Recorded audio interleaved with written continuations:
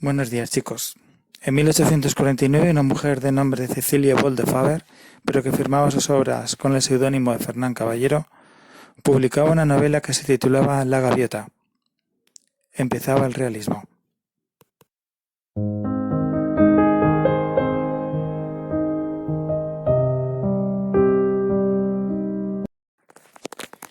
El realismo va a dominar el mundo occidental durante prácticamente toda la segunda mitad del siglo XIX. Coincide en el tiempo con el apogeo de los imperios coloniales, especialmente el británico, la unificación de Italia y Alemania, y sobre todo con la revolución industrial que tendrá en el ferrocarril, su principal motor, y en el desarrollo del proletariado una de sus más importantes consecuencias. Desde el punto de vista político, en España el realismo se iniciará en pleno reinado de Isabel II, que sin embargo será depuesta en 1868 con la Revolución de la Gloriosa. Le sucederá en el trono el monarca de origen italiano Amadeo de Saboya, a quien poco después le seguirá la Primera República para volver finalmente a la restauración de los Borbones con Alfonso XII. La regencia de María Cristina y sobre todo el desastre del 98 pondrán fin en nuestro país a este movimiento para abrir la puerta a una generación nueva, la generación del 98, que junto con el modernismo marcarán la España finisecular.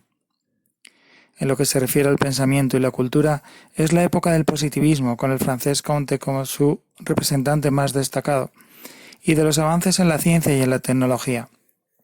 La máquina de vapor, el uso de la electricidad, la invención del telégrafo, de la fotografía, cambiarán la forma de mirar el mundo y de vivir la realidad circundante.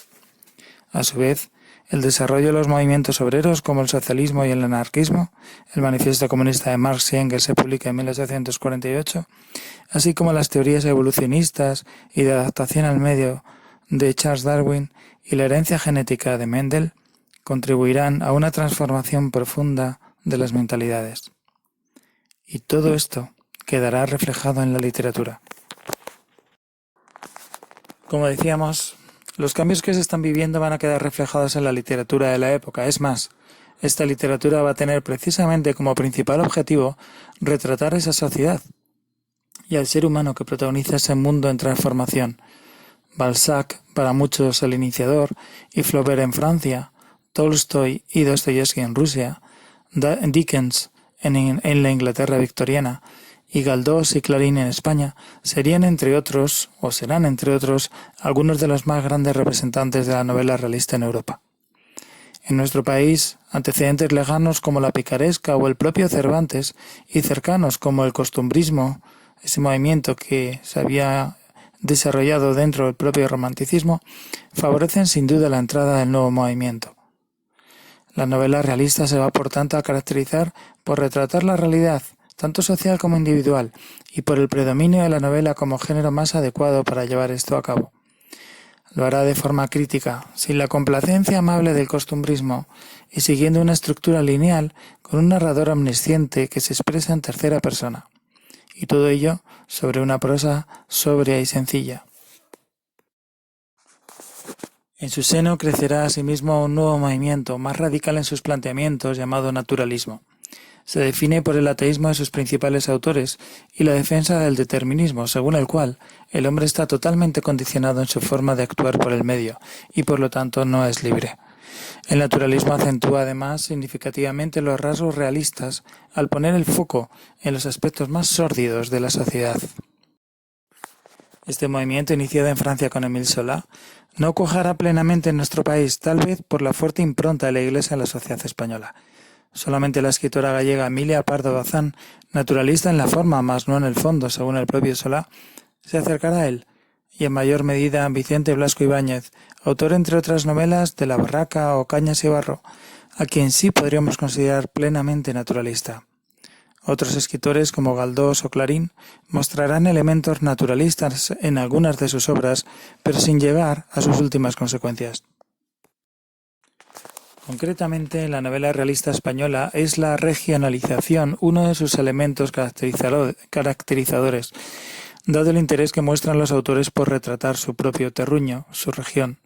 Solo Galdós podría escapar claramente a este rasgo, y es una mujer, Cecilia Boll de Faber, más conocida con el seudónimo de Fernán Caballero, quien iniciará el realismo en España en 1849 con su obra La Gaviota, aún calificada por ella misma como costumbrista. También de Andalucía son Pedro Antonio Alarcón, con el sombrero de 3 picos, aún con marcados rasgos costumbristas, y Juan Valera con Pepita Jiménez, entre otras, con quien la novela da un paso hacia la profundización psicológica de los personajes, especialmente de los femeninos. El carácter aristocrático y diletante de Valera se manifiesta también en su gusto por una prosa elegante y refinada. En el retrato del mundo rural gallego, con toda su crudeza, destacará la figura de Emilia Pardo Bazán y su magnífica novela Los Pazos de Ulloa, mientras José María Pereda se centrará en el mundo de la montaña santanderina con obras como Peñas arriba y también en el de los pescadores. Aún en el norte, en Asturias, aparecerá uno de los autores de mayor importancia en la novela realista europea, Leopoldo Alas Clarín, que con la regenta, Clarín es el seudónimo que va a utilizar, ¿vale? Su nombre auténtico es Leopoldo Alas, que, como os decía, con la regenta alcanzará las más altas cimas de la narrativa del realismo europeo, en la línea de otras obras de temática similar como Ana Karenina de Tolstoy y sobre todo Madame Bovary de Flaubert, su modelo. Precisamente estas obras ponen de manifiesto otra de las características del realismo, como es el interés por la psicología de la mujer, una mujer con frecuencia insatisfecha que busca su felicidad a menudo con consecuencias trágicas. El mundo levantino, por su parte, será retratado por nuestro escritor quizá más claramente naturalista en novelas como La Barraca o Cañas y Barro. Blasco Ibáñez fue encarcelado en varias ocasiones y finalmente tuvo que marcharse al exilio por su activismo político de signo republicano y anticlerical.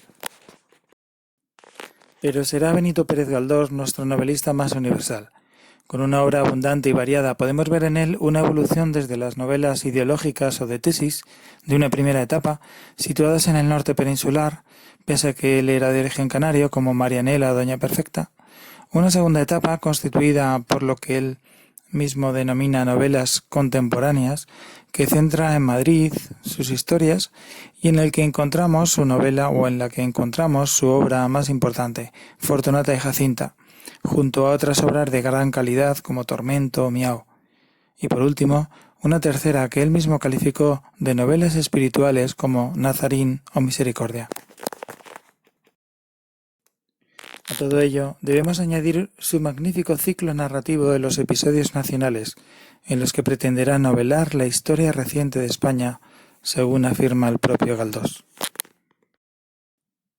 Para terminar, es justo tener presente que el teatro y la poesía ofrecieron también obras relevantes, sin llegar eso sí a la importancia de la novela. En teatro, en España no hay nombres de la talla de escritores europeos como el noruego Ibsen, si bien podríamos destacar autores como Tamayo Ibaus o José Echegaray, nuestro primer premio Nobel en 1904. No obstante, fue posiblemente el propio Galdós, adaptando sus novelas, el dramaturgo más interesante. Su obra Electra, de 1901, de que leísteis en Cuartos, si recordáis, de hecho provocó un gran escándalo en su estreno, al enfrentarse a golpes los detractores de la obra frente a sus partidarios dentro de las salas en las que se representaba, dado su contenido anticlerical. Además de esto, es posiblemente una de las primeras obras en las que encontramos claramente una reivindicación de la emancipación de la mujer con respecto al varón, algo que sin duda agravó esa recepción crítica por parte del público más conservador.